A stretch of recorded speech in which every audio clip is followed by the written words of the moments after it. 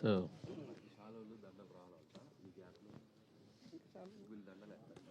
So regional Rajamouli గారు ఇప్పుడే అన్న మనోభావాలు దెబ్బతీస్తారేమో అని మొదలెట్టేశారు అప్పుడే. లేదు సార్, రీజనల్ సినిమాని 300 కోట్లు, ఆయన పానింటి సినిమాని 1000 కోట్లు చేస్తే మీరు రీజనల్ సినిమాని 300 కోట్లు చేశారు కాబట్టి పైగా ఆయన కంటిన్యూ సక్సెస్లు, మీరు కంటిన్యూ సక్సెస్లు. సో అంచేత మిమ్మల్ని ఆయనతో పోల్చడం కాదు.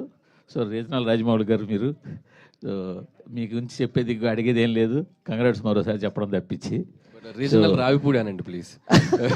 సో ఎందుకంటే ఆయన ఈజ్ లైక్ రాజమౌళి గారు is a Jain personality. So నాకు ఆయనతో అస్సలు ప్లీజ్, అంటే ఆయన వెనక ఎక్కడో పక్కన అంటే okay, but I'm happy with this. Okay, LVR గారికి ఇవ్వండి సార్. ఎల్వీఆర్ గారు మీ అందరితో కూడా ఎక్కువ ఫోన్లో టచ్లో ఉండవు, కానీ చూడడం ఇదే ఫస్ట్ టైం అందరినీ. మిమ్మల్ని చూస్తూనే ఉంటామండి. మీ ఇంటర్వ్యూలు, మీ రివ్యూలు చూడకుండా మేము ఏ రోజు నిద్రపోమండి. మూర్తి గారిని చూడకుండా మేము పడుకోం. లేదు కానీ అంటే మీరు ఇందాక స్పీచ్లో మాట అన్నారు, చాలా కాలం ఏంది డిస్ట్రిబ్యూటర్లు 20% కమిషన్ తిని అని చెప్పి. కరెక్టేనండి. కానీ గత 2 ఏళ్ళుగా చాలా పెద్ద సినిమాలు వచ్చాయి, చాలా పెద్ద పెద్ద అంకెలు పోస్టర్లు వేసిన సినిమాలు వచ్చాయి. కూర్చో సరే, పోస్టర్లు వేస్తున్నారు, మీరు పంపిణీ చేశారా, వేరే వాళ్ళు పంపిణీ చేశారా అంత పక్కన పెడితే గత 2 ఏళ్ళుగా పెద్ద పెద్ద పోస్టర్లు వేసిన సినిమాలు వచ్చాయి. కొంతమంది డిస్ట్రిబ్యూటర్లు ఫారిన్ తీసుకెళ్లిన సినిమాలు వచ్చాయి హిట్ అని చెప్పి. మరి కమిషన్లు తినకుండా మరి ఇవన్నీ ఏంటంటారు? దౌర్భాగ్యం అదేనండి. మేము బయటకు మాట్లాడకూడదు, మాట్లాడితే విరోధం. మేము డబ్బు పోగొట్టుకున్నామని చెప్పుకోలేని పరిస్థితి. అదేండి వాస్తవం చెప్పాలంటే. మీరు అడిగారు కాబట్టి చెప్తున్నా. అదే లేకపోతే మేము నిజం చెప్పామనుకోండి, మాకు నెక్స్ట్ పిక్చర్ ఎవరు నష్టపోయి నెక్స్ట్ పిక్చర్ పోగొట్టుకున్నాడు అవుతాం. మీకు తెలుసు ఆ విషయం. సో అందుకని డబ్బులు పోయినా నవ్వుతూ ఉండాలి. డిస్ట్రిబ్యూటర్ పరిస్థితి అలాగే ఉంది. వాళ్ళ రాజుగారు అన్నారు చూడండి, జిల్లాకు 1-2 మిగిలారని. ఆ 2 కూడా మిగలకుండా పోతారు ఇక. ఓకే సరే, ఇంకొక క్వశ్చన్. ఇందాక హరి గారు మీ అందరి తరఫున మిమ్మల్ని అడుగుతాను. మీ సీనియర్ డిస్ట్రిబ్యూటర్ మీరు వీళ్ళందరిలో కూడా బాగా సీనియర్ డిస్ట్రిబ్యూటర్ కాబట్టి, ఇటీవల కాలంలో ఇంకొక ట్రెండ్ కూడా స్టార్ట్ అయింది. ఒకప్పుడు మేము హరి గారికో లేకపోతే మీకో ఇంకో ఎవరికైనా ఫోన్ చేస్తే ఎంత చేసిందంటే టక్మని చెప్పేసే పని ఉండేది. గత 2 సంవత్సరాలుగా చెప్పడాన్ని కూడా మీకు తాళం వేసి నెంబర్లు చెప్పకుండా అలాంటి పరిస్థితి స్టార్ట్ అయింది ఇండస్ట్రీలో. అవునంటారు కాదండి? డెఫినెట్గానండి. ట్రెండ్ స్టార్ట్ అయింది అనేది మీకు తెలుసు కదా, మరి మీరందరూ ఏం చేస్తున్నారు? చెప్తున్నా, అదే అడుగుతున్నా. నేను అడుగుతున్నాను ఒక ప్రొడ్యూసర్గా. అవును, ప్రొడ్యూసర్గా ట్రెండ్ స్టార్ట్ అయింది, అన్నీ ఏకుతారు కదా. ఆఫీస్లో ఇది జరుగుతుంది, ఆఫీస్లో వాళ్ళని తీసేశారు, ఆఫీస్లో భోజనాలు మానేశారు, ఇవన్నీ రాస్తారుగా. మరి ఇది జరుగుతుంది అన్నప్పుడు మీరేం చేస్తున్నారు? జర్నలిజం అంటే క్వశ్చన్ అది మీరు చెయ్యాలి, వాళ్ళని అడగడం కాదు. మేమందరికి మాకు వీక్నెస్ ఉందండి, మా అందరికి మా వీక్నెస్ ఉంది. మీకు ఏంటంటే ఇక్కడ విషయం ఏంటంటే ఆయన చేత చెప్పిస్తున్నాను ఈ ట్రెండ్ స్టార్ట్ అయింది. అది ఆయన డిస్ట్రిబ్యూటర్ గా ఈ ట్రెండ్ స్టార్ట్ అయిందని నేను మీకు ఒక పాయింట్ కి తీసుకొచ్చి, మా ఆఫీస్లో భోజనాలు కూడా మానేశారు అనేది రాశారు కదా. సో ఇంత ఇన్ఫర్మేషన్ ఉన్న మీకు వీటి గురించి ఇన్ఫర్మేషన్ ఉంది కదా. జర్నలిజం దాంట్లో నుంచి మీరు రాయాలి. మార్పు మీ దగ్గర రావాలి. ఏమండి, మార్పు మీ దగ్గర నుంచి వచ్చినప్పుడే. స్వామి ఒకసారి ఆయనకి ఇవ్వండి, ముందు రాజుగారు క్వశ్చన్ చేయమని మీరే చెప్తారు. క్వశ్చన్ చేస్తే వాళ్ళ పక్కన పెట్టి ఇంటర్వ్యూలు ఇవ్వట్లేదంట కదండి. ఏది మూవీ ఇంటర్వ్యూస్ కానీ ఇవన్నీ క్వశ్చనింగ్ ఎక్కువ ఎవరు చేస్తే వాళ్ళకే ఇవ్వట్లేదంట కదండి.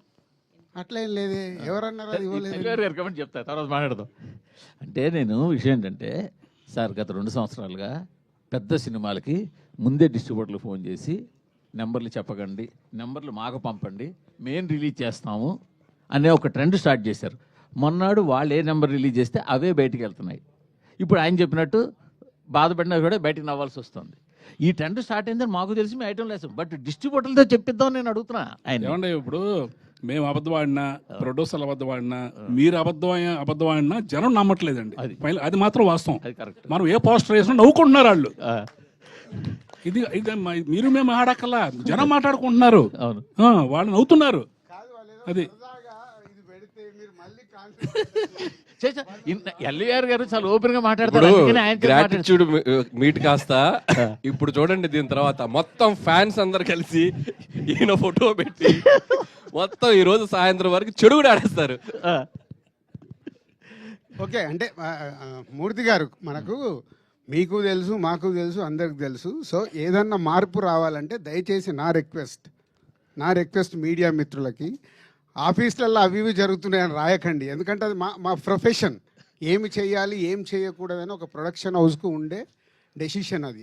సినిమాకు సంబంధించి నిజాయితీగా మీరు ఎలాంటిది అలా ఉన్నప్పుడు మీరు ఏకండి, మీరు ఏకితే కరెక్షన్ అవుతుంది కదా. మీకే క్వశ్చన్, సంక్రాంతికి 2 సినిమాలు రిలీజ్ చేశారు. సరే, 2 సినిమాలకి ఒక సినిమాకి ఒక పోస్టర్ వేశారు, 2 సినిమాలు చాలా పోస్టర్లు వేశారు. మొదటి సినిమా పోస్టర్ మీ ప్రొడక్షన్ హౌస్ నుంచి వచ్చిందా, మీరు వేసిందా, వేరేగా వేసిందా? అది మీకేం తెలుసు? మాకు తెలియదు కూడా. నేను ఆల్రెడీ చెప్పాను కదా, మాకు వీక్నెస్ ఉంటాయి, మేము మాట్లాడలేము. మీకేం తెలుసు సార్? నేను మిమ్మల్ని అడుగుతాను సార్. నేను అదే మిమ్మల్ని అడుగుతున్నాను సార్. మీరు వేసిన పోస్టర్ మాకేలా తెలుసు? మా వీక్నెస్ ఉంటుందని నేను కమిట్ అవుతున్నాను కదా. మీకు తెలియదా? మీ వీక్నెస్ తో వేసిన పోస్టర్ అంటారు. మీకు తెలియదా? మీరు వీక్నెస్ తో వేసిన పోస్టర్ ప్రతి అంటారు. సెంటర్ లో ఏం కలెక్షన్స్ ఉన్నాయనేది మీ దగ్గర లేవా? ఫస్ట్ మీ హరి చెప్తున్నా, అందరికంటే ముందు మీ దగ్గరే ఉంటాయంట. సో మీరే క్యాల్కులేట్ చేసి వేయండి నెక్స్ట్ నుంచి పోస్టర్ ప్రతి సినిమాది. బెటర్, ప్రాబ్లం సాల్వ్ అయిపోద్ది. సార్, సంక్రాంతికి వస్తున్నాం అనే సినిమా అనిల్ రావుపూడి గారికి 8వ హిట్ ఇచ్చింది కాబట్టి అది పెద్ద గొప్ప విషయం కాదు. వెంకటేష్ గారిని సీనియర్ హీరోస్లో ఇప్పుడు టాప్లో నిలబెట్టింది, అది పెద్ద గొప్ప విషయం కాదు. ఏంటి గొప్ప విషయం అంటే దిల్ రాజు గారిని నిలబెట్టింది ఆ సినిమా. చాలామంది ఇందాక మన శిరీష్ గారు అన్నట్టు ఏంటంటే చాలామంది దిల్ రాజు గారు పడిపోతారేమో ఈ సినిమాతో అని అనుకున్నారు. బట్ ఏంటంటే సంక్రాంతికి వస్తున్నాం అనే సినిమా ఆయన నిలబడడానికి స్ట్రెంత్ ఇచ్చింది. మళ్ళీ ఇంకా సినిమాలు తీయడానికి, ఇంకో 10 సంవత్సరాల సినిమాలు తీయడానికి అనేది కాన్ఫిడెన్స్ ఇచ్చింది. చాలామంది ఏంటంటే ఈ ప్రొడక్షన్ హౌస్లు బాగా ఎక్కువ సినిమాలు తీసే ప్రొడక్షన్ హౌస్లు అంతకంతకే తగ్గిపోతున్నాయి. దిల్ రాజు గారు నిలబడ్డారంటే కంటిన్యూస్గా సినిమాలు తీస్తారు, ఇండస్ట్రీ అలా రన్ అవుతూ ఉంటుంది. అందుకు సంక్రాంతికి వస్తున్నాం అనే సినిమా గొప్ప సినిమా.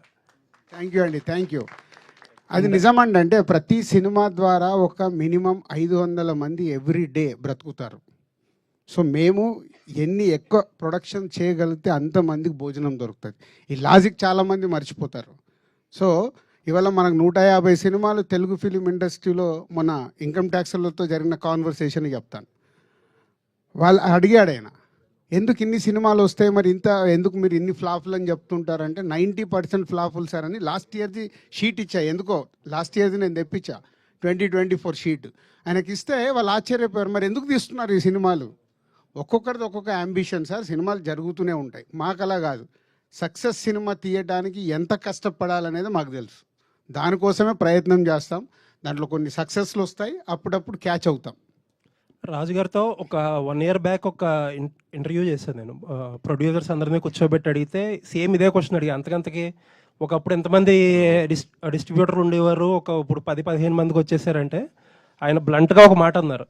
ఏంటంటే నెక్స్ట్ 2-3 ఏళ్ళలో వీళ్ళు కూడా ఉండరు, మనం బాలీవుడ్లో లాగా అవుట్ రైట్ రిలీజ్ చేసుకోవాల్సిందే, మనమే కార్పొరేట్ లాగా మల్టీప్లెక్స్లతోనే అయ్యింది టైఅప్ అయ్యి, అలాంటి స్టేజ్ నుంచి ఇక్కడ ఎంతమందిని స్టేజ్ ఎక్కించారు. సో ఈ సినిమా అచీవ్మెంట్లో అదొకటి. యా, అది ఇందాక అన్నాను కదండి. అంటే ఏరియాల వారిగా డిస్ట్రిబ్యూటర్లు చాలామంది ఉండేవాళ్ళు మెల్లిగా కనుమరుగవుతూ కొందరే, అంటే వీళ్ళు కూడా ప్యాషన్తోనే, వీళ్ళకు కూడా ప్యాషన్ పోయిన రోజు వీళ్ళు మానేస్తారు. వీళ్ళ ఫ్యామిలీస్ ఆల్రెడీ వెనకకు లాగుతూనే ఉన్నారు, మీకు ఇంత స్ట్రెస్ అవసరమా, ఆపేసేయండి అని. ఎందుకంటే డిస్ట్రిబ్యూటర్కి సక్సెస్ వచ్చేది చాలా తక్కువ పర్సెంటేజ్లోనే సక్సెస్ వస్తుంది. దాంట్లో కూడా నిలబడడం అంటే ఇట్స్ నాట్ ఏ జాబ్. రాజు గారు ఇంతకుముందు అంటే కోవిడ్కి ముందు పెద్ద హీరోల సినిమాలు ప్రతి నెల ఒక రెండు ఫిల్మ్స్ వచ్చేవి, మీడియం రేంజ్ 2-3 ఫిల్మ్స్ వచ్చాయి. సో సక్సెస్ రేటు చాలా ఎక్కువ ఉండేది, ఎందుకంటే ఎక్కువ నెంబర్ ఆఫ్ సినిమాస్ వస్తాయి, గ్యారంటీ ఎక్కువ ఉంటుంది పెద్ద హీరోలు కానీ మీడియం రేంజ్ హీరోలు కానీ చేస్తే. ఇప్పుడు చూస్తే జనవరిలో 3 సినిమాలు వచ్చినాయి, ఫిబ్రవరిలో 1-2 ఉన్నాయి రీజనబుల్ ఫిల్మ్స్. ఇట్లా ఒకప్పుడు 5-6 హిట్ వచ్చే పొటెన్షియల్ ఉన్న సినిమా ఉంటే ఇంతకుముందు, ఇప్పుడు హిట్ వచ్చే పొటెన్షియల్ సినిమా 1-2 ఉంటున్నాయి ఎవ్రీ మంత్. అంటే ఇంత తగ్గటానికి కారణం ఏంటి? అండ్ ఫ్యూచర్లో ఎక్కువ సినిమాలు తీసి పెద్ద హీరోలు మీడియం రేంజ్ హీరోలు ఎక్కువ సినిమాలు తీస్తే తప్పితే ఇండస్ట్రీ వోంట్ సర్వైవ్. మీరు దీని కరెక్షన్కి ఏదన్నా చేస్తున్నారు? అంటే యాక్చువల్ అండి అది ఇప్పుడు నంబర్స్ పెరిగిపోయాయండి. ఇప్పుడు స్టార్ సినిమాలు ఏమైందంటే 400 crores 500 crores బడ్జెట్కి వెళ్ళిపోవడం వల్ల వాళ్ళు ఆ ఒక్క సినిమా మీదే ఫోకస్ చేస్తున్నారు. అంటే ఆ సినిమా ఆడలేదనుకో చాలా డ్యామేజ్ జరుగుద్ది. కాబట్టి మనకు స్టార్ సినిమాలు మనం ఇప్పుడు చూసుకుంటే ఉన్న టాప్ స్టార్స్ అందరూ 2 yearsకి ఒక ఫిలిం వస్తుంది. సో అది కరెక్షన్ మళ్ళీ ఇంతకుముందు కోవిడ్కి కానీ కోవిడ్ ముందు కానీ జరిగింది. ఇప్పుడు Prabhas continuous doing 3 films, Bunny wants do in a year 2 films. ఇట్లా వాళ్ళు స్టార్ట్ అవుతున్నారు. స్టార్ట్ అయ్యి కరెక్ట్ అవుతే మళ్ళీ 26, 27 నుంచి డెఫినెట్గా ప్రతి హీరో సినిమా ఒకటి రిలీజ్ అవ్వాలి. అయినప్పుడు ఆటోమేటిక్ స్టార్ సినిమా ఒకటి, మిడ్ రేంజ్ హీరోల సినిమాలు 2 films ఇలా వచ్చినప్పుడు ఆటోమేటిక్ సక్సెస్ పర్సంటేజ్ పెరిగే అవకాశం ఉంటుంది. అది ఒకటే సొల్యూషన్. హరిగారు సంక్రాంతికి రిలీజ్గా అవ్వగానే రాజు గారి ఐటీ జరిగింది. ఇప్పుడు మీరు డిస్ట్రిబ్యూటర్ గ్యారెంటీ మీట్ పెట్టారు. దీని తర్వాత మీ అందరి డిస్ట్రిబ్యూటర్ మీద ఐటీ రైట్స్ జరిగే అవకాశం ఉందనుకుంటున్నాను. డిస్ట్రిబ్యూటర్స్ దగ్గరికి నెంబర్లు చెప్పారు కదా మొత్తం. అదే డిస్ట్రిబ్యూటర్స్ దగ్గరికి వస్తే అదే డిస్ట్రిబ్యూషన్ అనేది ఒకప్పుడు ఎలా ఉన్నదో తెలియదు కదండి. జిఎస్టీ వచ్చాక ఐటీ వాళ్ళకంటే వైట్కి ఎక్కువ ఇంట్రెస్ట్ మేము చూపిస్తున్నాం. ఎందుకంటే మాకు 18% సినిమా రిలీజ్ తర్వాత రికవరీ ఉంటుంది. అంటే మేము పంపించే ప్రతి రూపాయికి ప్రతి 1 lakhకి 18,000 ఇన్వాయిస్ వస్తుంది మాకు, జిఎస్టీ ఇన్వాయిస్. అందుకని మేము క్యాష్ని తీసుకెళ్ళి బ్యాంకులో డిపాజిట్ చేసి అయినా ట్రాన్స్ఫర్ చేస్తాం, కానీ క్యాష్ ఇచ్చే రోజులు పోయినాయి. ఎందుకు అంటే అది మా సేఫ్టీ. ఒక సినిమా పాత రోజుల్లో ఒక సినిమా రిలీజ్ అయిపోయి ఏదన్నా తేడా వస్తే మాకు ఇంకేం రాదండి, అంతటితో ఆగిపోయేవాళ్ళం. అంటే రూపాయి కూడా రొటేషన్ కూడా ఉండేది కాదు. ఇప్పుడు లక్కీగా జిఎస్టీ పుణ్యం అని చెప్పి మాకు ఒక సినిమా ఏదైనా తేడా వస్తే ప్రొడ్యూసర్స్, ప్రతి ప్రొడ్యూసర్ మన తెలుగు ఇండస్ట్రీలో ఏ ప్రొడ్యూసర్ అయినా సినిమా తేడా వస్తే జిఎస్టీ ఇన్వాయిస్ వితిన్ 1 monthలో ఇచ్చేస్తున్నారండి. ఇచ్చినప్పుడు మాకు 18% ఇన్వాయిస్ రూపంలో డబ్బులు వస్తుంది. ఆ ఇన్వాయిస్లు మేము థియేటర్స్కి ఇస్తే వాళ్ళు మాకు క్యాష్ ఇస్తారు. క్యాష్ మీన్స్ వైట్లో ఇస్తాం. అంటే ఆ అమౌంట్ ఒక 1 crore మాకు 1 crore ఇన్వాయిస్ వస్తే 18 lakhs మా బ్యాంక్లో ఉన్నట్టు. ఇది చాలా హ్యాపీ. అందుకని మేము ఏదన్నా చిన్న సెంటర్ అంటే జిఎస్టీ పరిధిలో లేని థియేటర్స్ చాలా ఉంటాయి, అంటే సెంటర్స్లో ఉన్నాయి.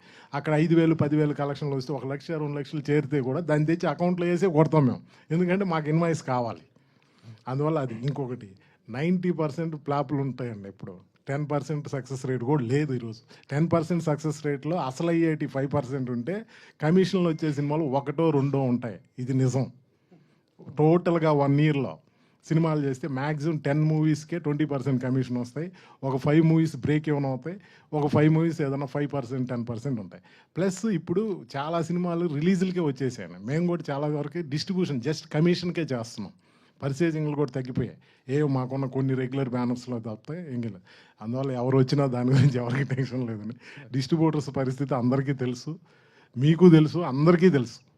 ఓకే అనిల్ గారు, ఈ సినిమా తర్వాత మళ్ళీ ప్రేమ కథలు మొత్తం మారిపోయే అవకాశం ఉంది. కొత్తగా డైరెక్టర్స్ ఎవరైనా సరే సినిమా చేయాలంటే మారిపోతారా? వెంకటేశ్వర గారి క్యారెక్టర్ లవ్ ఒకవేళ ఫెయిల్ అయితే వెంటనే మరో లవ్లో పడిపోయి పెళ్లి చేసుకో ఇలా మార్చేశారు. సో దీనిపైన మంచిదే కదండి. పిచ్చోళ్ళే రోడ్లకి తిరగటం కంటే లవ్లో ఫెయిల్ అయ్యి హ్యాపీగా ఎవరైనా మంచి అమ్మాయిని చూసుకొని పెళ్లి చేసుకొని అదొక మెమరీ లాగా ఉంటే బెటర్ కదా. సో అంతే, ఎనీథింగ్ లైఫ్లో ఒక ఫేజ్ అనుకొని పాసింగ్ క్లౌడ్ లాగా మళ్ళీ ఇంకొక లైఫ్ స్టార్ట్ చేయాలి. లవ్లో ఈరోజు fail, girlfriend boyfriend no చెప్తే నెక్స్ట్ డే ఇన్స్టాగ్రామ్లో వెతుకులాట మొదలు పెడుతున్నారు. ఇప్పుడు అవి లేవు, నెక్స్ట్ డేనే. సార్ రాజు గారు అంటే ప్రొడ్యూసర్స్ మధ్య ఉన్న అనారోగ్యకరమైన పోటీ వల్ల ఇండస్ట్రీకి చాలా ప్రాబ్లం ఎదురవుతుంది అనేది బయట ఒక టాక్ అండి. అంటే బ్యానర్స్ మధ్య ఆధిపత్య పోరు కానీ, ఇప్పుడు డిస్ట్రిబ్యూషన్ పరంగా కూడా లాస్ట్ టైం చూసాం ఆధిపత్య పోరు. దీనివల్ల ఇప్పుడు పాపం ఎవరైనా ప్యాషన్తో వద్దాం అనుకున్న ప్రొడ్యూసర్స్ కానీ వీళ్ళకి చాలా ఇబ్బందులు అనేవి ఎదురవుతున్నాయి సార్. అంటే బడ్జెట్స్ పెరిగిపోవడము, లార్జర్ దెన్ బడ్జెట్లు అనేవి లార్జర్ దెన్ లైఫ్లో వెళ్ళిపోవడం, అంటే సినిమా రేంజ్ అనేది పెరగడం వల్ల ప్యాషన్తో కాన్సెప్ట్ బేస్డ్ సినిమాలు చేద్దాం అనుకున్న ప్రొడ్యూసర్స్ కొత్తగా రాలేని పరిస్థితి ఎదురవుతుంది సార్. అంటే దీన్ని ఫ్యూచర్లో బేసిక్గా ఫస్ట్ కరెక్షన్, ఆధిపత్య పోరు అనేది ఇక్కడ ఏముండదు. సో ఎవరి సినిమా వాళ్ళది, సక్సెస్ అవుతేనే కింగ్. దిల్ రాజు అయినా ఇంకోరైనా సక్సెస్ కానప్పుడు ఏముంటుంది, 3 రోజులు కూడా ఆ సినిమా గురించి మాట్లాడారు, మండే రోజుకి మర్చిపోతారు. సో సక్సెస్ఫుల్ తీయటానికి వర్క్ చేయాలి, కానీ ఇక్కడ ఆధిపత్య పోరు అనేది మన తెలుగు ఫిలిం ఇండస్ట్రీలో లేదు.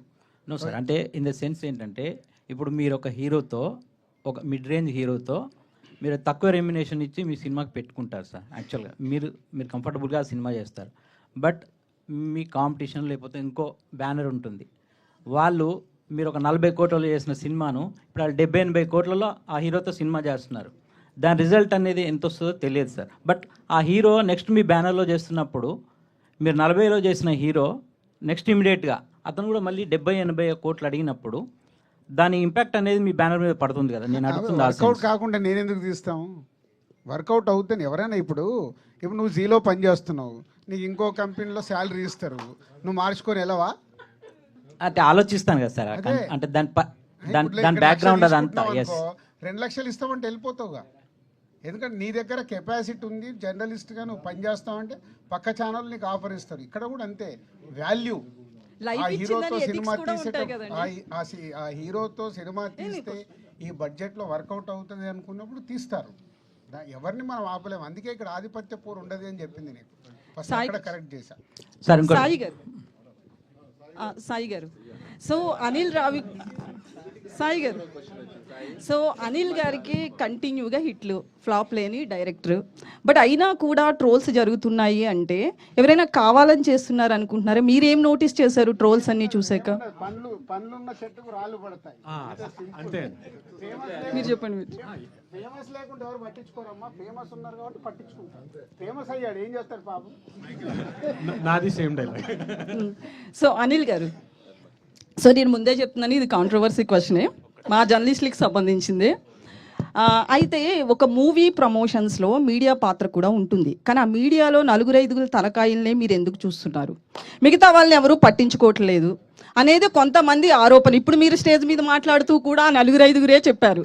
సో ప్రమోషన్స్లో 4-5 చాలా మీకు కరెక్ట్ ప్రశ్న మామూలుగా సంధించలేదు. నేను దీని తరపున మీకు చెప్పాల్సింది ఏంటంటే, నాకు 4-5 వారంలో అప్పుడప్పుడు నాతో ఫోన్లు చేసి పర్సనల్ గా శాటిలైట్ ఛానల్స్ వదిలేస్తున్నారు, పెద్ద పెద్ద పేపర్స్ వదిలేస్తున్నారు. అన్ని చెప్పాను. మీడియా అంటే అన్ని కదా. కానీ నేమ్స్ చెప్పారు కదా. నేమ్స్ అంటే నాకు ప్రతి ఒక్కరి పేర్లు ఎక్కడ చెప్పమంటారు? ఇప్పుడు ఈనాడులో పనిచేసే 4 చెప్పకూడదు ఏమండి? వాళ్ళు నాతో రోజు టచ్ లో ఉంటారు. అప్పుడప్పుడు మీరు తిన్నారా, మీరు బాగున్నారా, మీరు ఎప్పుడన్నా బాధపడుతుంటే ఎప్పుడన్నా నాకు ఫోన్ చేసి పలకరించారా, నాకు మొన్న జ్వరం వచ్చింది, నాకు మొన్న చెప్పేది వినండి. మొన్న నాకు ఆ మధ్య ఫీవర్ వస్తే మూర్తి గారు బాగున్నారండి, హెల్త్ అలా ఉందని అడిగారు. మీరు అడిగారు ఫేస్ టు ఫేస్ అడిగారండి. ఏమయ్యా ఆధిపత్య పోరు ఇక్కడ ఉంది. అసలు ఆధిపత్య పోరు ఇక్కడ ఉంది రమేష్ గారు, ఇక్కడ కాదు. టు బి హానెస్ట్, అందరు నేను అందుకే పేర్లు నాకు కొన్ని స్ట్రైక్ అవుతాయి. కొన్ని మీ పేరు లక్ష్మి నాకు గుర్తుంది, ఇందాక ఫ్లోలో మిస్ అయ్యాను. లక్ష్మి గారు చాలా థ్యాంక్ యూ, చాలా థ్యాంక్ యూ. రాజు గారు మీరు గతంలో ఒక సినిమా స్టార్ట్ చేశారు వి వినాయక్ గారు హీరోగా. అది ఎందుకో కారణాల వల్ల అవ్వలేదు. కానీ మా కోరిక ఏంటంటే అనిల్ గారు హీరోగా ఒక సినిమా చేస్తే బాగుంటుంది. డెఫినెట్ గా అనిల్ యాక్టర్ అవుతాడు. ఎలాంటి యాక్టర్ అవుతాడో తెలియదు కానీ ఫస్ట్ లాంచ్ చేసేది ఎస్విసిలోనే. అది అగ్రిమెంట్ ఉంది. అది ఆయన యాక్టింగ్ చేస్తే ఎస్విసిలోనే. రాజుగారు, సినిమా నిర్మాతలు ఓన్లీ నిర్మాణ బాధ్యతలు మొత్తం ఫండింగ్ అంతా తను భారం మోయకుండా డైరెక్టర్ని అలాగే మెయిన్ లీడ్ ఎవరైతే ఉన్నారో ఎక్కువ రెమ్యునరేషన్ తీసుకునే వాళ్ళను కూడా ప్రొడ్యూసర్స్గా వాళ్ళను కూడా భాగస్వాములను చేస్తే నిర్మాతలకి భారం తగ్గుద్ది. నిర్మాతలు రెడీగా ఉంటారండి అలా చేసుకుంటే. నిర్మాతకు గోల్డెన్ ఆపర్చునిటీ అది. బట్ అది అంటే సిస్టమ్ అందరది సెట్ అయినప్పుడే చేయగలుగుతారు. బట్ అది ఇప్పుడు బాలీవుడ్లో ఉంది. స్టార్ట్ చేయకూడదు. మెల్లిగా ఇక్కడ స్టార్ట్ అయింది. ఇప్పుడు మొన్న నాకు తెలిసి పుష్ప 2 అలాగే చేశారనుకుంటాను. సో మెల్లిగా స్టార్ట్ అవుతుంది.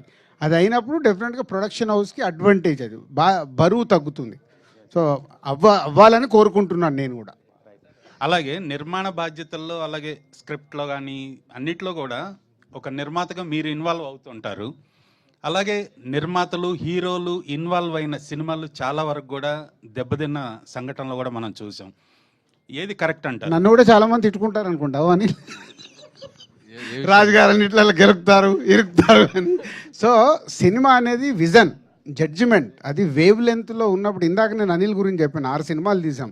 మా మధ్యలో నాకు తెలిసి ఈ రోజు వరకు ఎప్పుడు ఆర్గ్యుమెంట్ అనేది కూడా జరగల. అసలు క్రియేటివ్ డిఫరెన్స్ లేదు, ఫైనాన్షియల్ డిఫరెన్స్ అసలు లేదనుకోండి.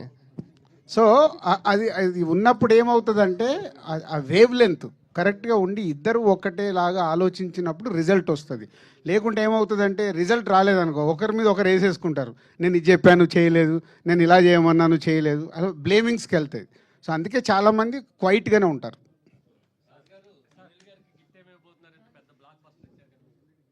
ఏం గిఫ్ట్ కావాలని? మీ పేరేంటి? Radha, I love you sir. So కాదు, ఇప్పుడు అనిల్కు మాకు ఉన్న అనుబంధం గిఫ్ట్లతో దూరం కాదు. ఆయన స్టేజ్ మీద చెప్తున్నా, ఆయన ఏది అడిగినా సార్ నాకు ఇది కావాలంటే ఆయన ఇంటి దగ్గర ఉంటుంది. కొందరేమో గిఫ్ట్లు ఇచ్చేసి ప్రమోషన్ చేసుకుంటారు. మాకు ఆ ప్రమోషన్ అక్కర్లేదు, మాకు ఇంటర్నల్గా ఆయన ఏది అడిగినా అయిపోద్ది. కార్ ఏముంది, అదే కార్ ఆల్రెడీ ఇచ్చారు, అది వద్దులే. మన లాస్ట్ సినిమా కార్ ఇచ్చారు, ఏదైనా వేరేది అడుగు.